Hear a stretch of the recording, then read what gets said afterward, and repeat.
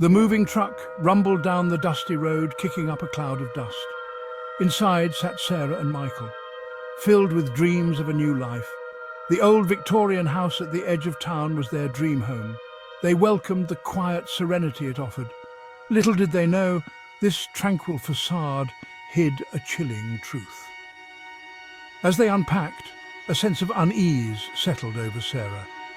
Michael dismissed her worries as pre-move jitters, but some dreams are best left undisturbed.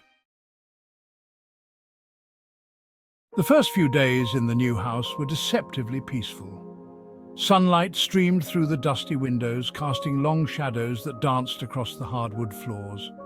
Sarah busied herself with unpacking, her earlier anxieties fading with each box unpacked. Michael, a freelance writer, set up his office in a room overlooking the front yard. The gentle creaking of the old house became a comforting rhythm, a lullaby that lulled them into a false sense of security. Evenings were spent in the cozy living room, the fireplace crackling merrily against the chill evening air. They would share stories, their laughter echoing through the empty rooms. The silence of their surroundings, once unnerving, became strangely comforting. It was as if the house was holding its breath, waiting for something. One night, as the full moon cast an eerie glow across the room, the silence was shattered. A faint whisper, like a breath against Sarah's ear, sent shivers down her spine. She dismissed it as her imagination playing tricks, but deep down, a seed of unease had been sown. Sarah found herself alone in the house. As she dusted the antique radio, it crackled to life. Static filled the air, followed by a faint, distorted voice. Sarah's blood ran cold. She hadn't touched the power button. She quickly turned it off, but the voice lingered, a ghostly presence. A shadow flickered in the hallway, dark and undefined. Fear gripped her, constricting her breath. As the sun began to set, casting long shadows across the yard, Michael still hadn't returned. The silence in the house was deafening, broken only by the sound of Sarah's own ragged breathing. She searched every room, her anxiety growing with each passing moment. The house, once a source of comfort, now felt oppressive, its shadowy corners filled with unseen menace. She called Michael's phone, but it went straight to voicemail. As darkness enveloped the house, she stumbled upon a loose floorboard in the attic. Prying it open, she discovered a small wooden box hidden beneath. Inside, she found a faded photograph of a young woman with haunting eyes and a note scribbled in a shaky hand. The words sent chills down her spine. "Beware the whispers in the night." The air grew thick with an unseen dread.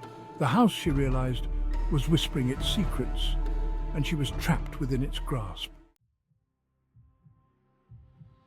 With trembling hands, Sarah unfolded the note. The ink was faded, the handwriting spidery and uneven. The words, however, were chillingly clear. "This house, it consumes whispers in the night. Warned them, didn't listen." The note ended abruptly, leaving Sarah with more questions than answers. Who wrote the note? What happened to them?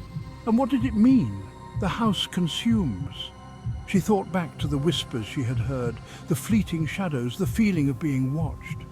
It was as if the house itself was alive, a malevolent entity feeding on their fear. The radio, the note, the whispers, they were all pieces of a terrifying puzzle, and Sarah was just beginning to understand the bigger picture. As she stood there, the full weight of her situation crashed down upon her. She was alone, trapped in a house with a dark secret, and something was terribly wrong. Sarah's gaze fell upon the photograph she had found in the box.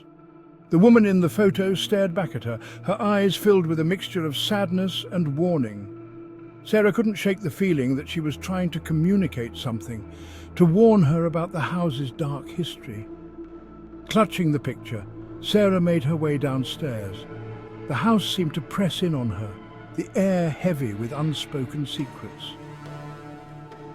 As the grandfather clock in the hallway chimed midnight, a cold breeze swept through the house, extinguishing the candles and plunging her into darkness. The shadows seemed to writhe and twist, taking on menacing forms.